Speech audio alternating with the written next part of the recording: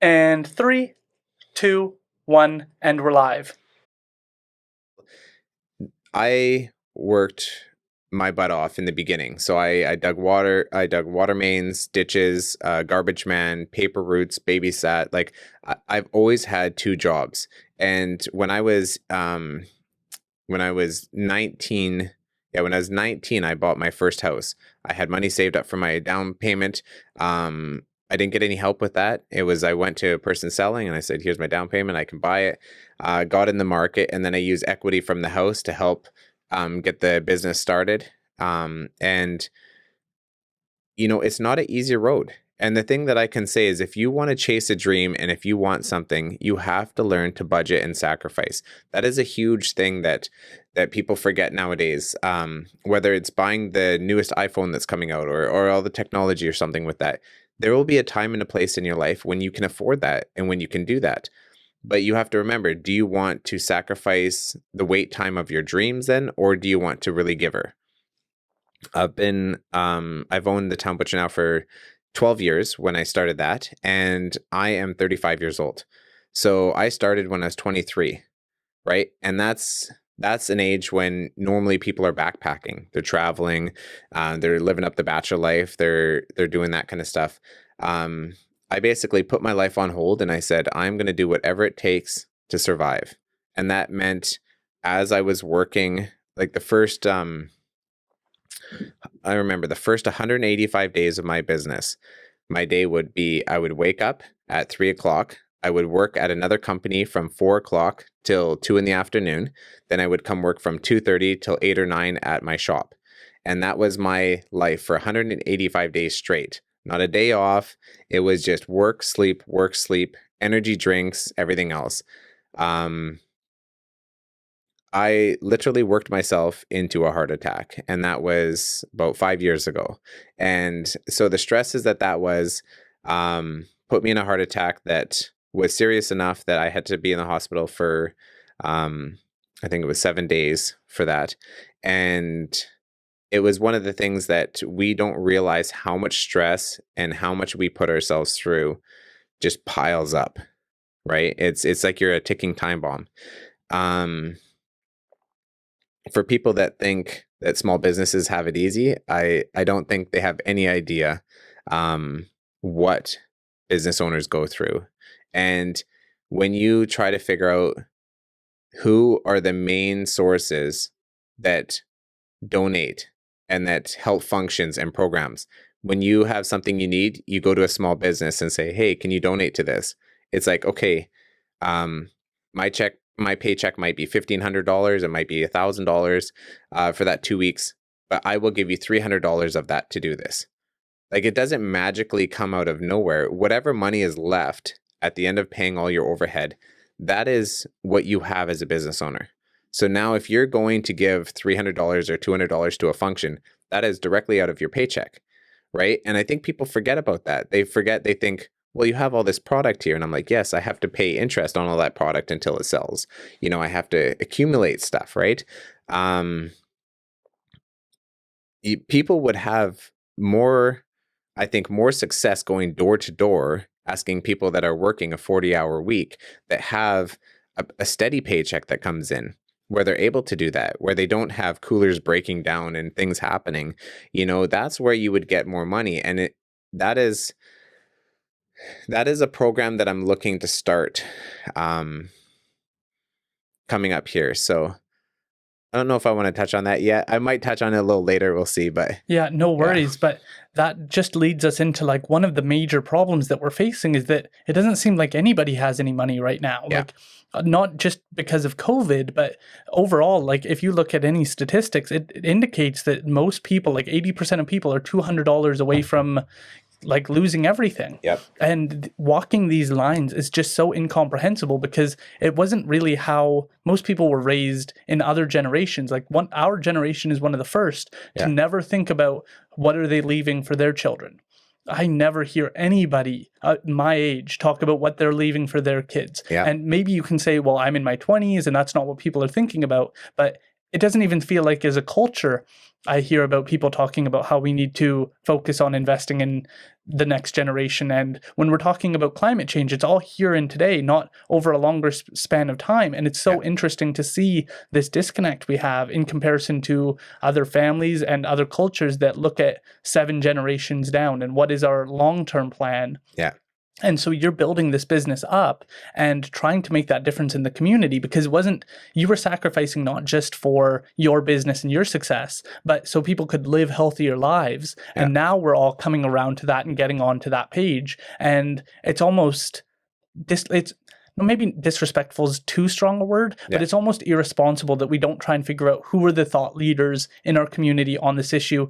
If you talk to people now and you're like, well, do you want GMOs in your food? They're like, no. And they make it sound like it was so obvious the whole time. Yeah. But there are these thought leaders that we do have to pay tribute to who were leading our community. And that's why I like this as a platform, is because you can hear from the person who started it in Chilliwack, not the person who started it on social media, the person here who put in the work, who sacrificed everything, his life, his comfort, his relaxation for the community. We're all benefiting. I eat the town butcher meat. I love it. Like, those tenderloins are incomprehensibly good. And that's all through the hard work, the choosing not to quit.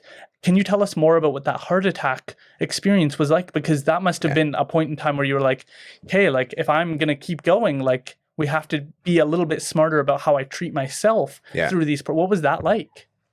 So, I think being in an upbringing, I think this is what a lot of people are facing as well, is when you are raised in a certain way where maybe you don't feel important, or that you're never enough, and you end up having this complex where you need to sacrifice yourself to please everybody, right? I always looked at myself as a stepping stone in life. My goal is to be a stepping stone in life for people to help them get to the next spot that they want to get to. And when you think of yourself as that, you don't really have pride of who you are, what you're doing. And when you don't have any pride in yourself, that is when you just will give up absolutely everything.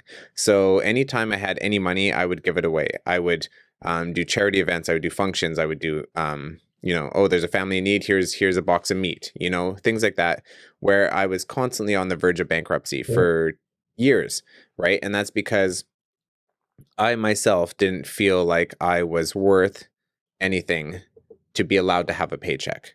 Right. And I've been doing counseling every week for the last 2 years. And people think that's a shameful word, to do counseling. And the thing is like, counseling allows you to really find out what are your issues inside, what are things that are passed down, what are things that happened to you as a kid that you are still holding on to, right? Why do you feel you are not worth a paycheck? You give all your staff a paycheck, you pay them well, you care about everyone else, but you will not write yourself a paycheck that you yourself can keep, right? And that took me 12 years to figure out, why am I not there, right? And that is why I would say a lot of us do things to the point where we do put our body into a state where you might have a heart attack, you might have stress, you might have more cancer from it. I'm not sure. Like, I'm sure living in a more acidic environment where you are always stressed and you're always having issues, your body is going to stem a lot more problems, right? Indigestible morsels is like why people have IBS, because they have problems that they're not talking about. They're not dealing with it. Most of our illnesses start in our gut, is because we can't digest what we're going through, right? There's a lot of stuff with German new medicine that if, some people believe in it, some people don't. That is when you start looking at the illnesses that are linked to emotion and energy, it's incredible. Like, I used to have acne super bad on my face, and nowhere else in my body. Like, it was just on my face, and I would use every cream, I would use everything like that. And then when you look at German new medicine, it is when you have confrontation or yelling directed at you, your skin is like a live organism that it lets you know where you're being attacked, right? Like, if you have people talking about you behind your back that you know about it, chances are you're going to have an outbreak on your back, right? And that's like what kind of tells you where you're going. And I'm not saying like acne is like the point that is going to tell you everything. But just like everyone reacts completely differently. It could be eczema, it could be rashes, it could be your wrist feels sprained, and maybe that's because you are having troubles letting go of something that's very important to you. And it's amazing, like when you think of how everything is energy. Like this table is molecules moving at a very slow rate, which it has energy in it, right? Like everything itself has that. So why do we not take care of ourselves? We take care of everything else. We take care of our car. We do maintenance on our car, right? Why do you not go for a massage every once in a while or do maintenance on yourself, right? Exactly. I think that is incredibly true. And it's interesting that you bring that up, because I was just listening to a lecture and they were talking about the blind people still perceive facial reactions. I guess they don't perceive, but they experience the facial reactions of other people because they can feel it. They can feel it through their eyes. They still have neurons working in their eyes, even though they can't perceive it. Yeah. If you give someone a disgust look to a blind person, not obviously all blind people, but it only takes like 5 neurons to have that pattern recognition software of a facial reaction respond. Yeah. It doesn't have to be you seeing it in order for you to experience that. And often we just assume if I can sense it, it's what I'm experiencing. But your body's going through so much more than I think anybody ever realizes. And that's so true, because most people treat their pets way better than they treat themselves and make sure. And I think there's some crazy statistic that it's like you're 80% more likely to make sure your pets stay on their medicine and renew the medicine at that point than you are for yourself. And it's because it's always easy to forget about our own intrinsic value.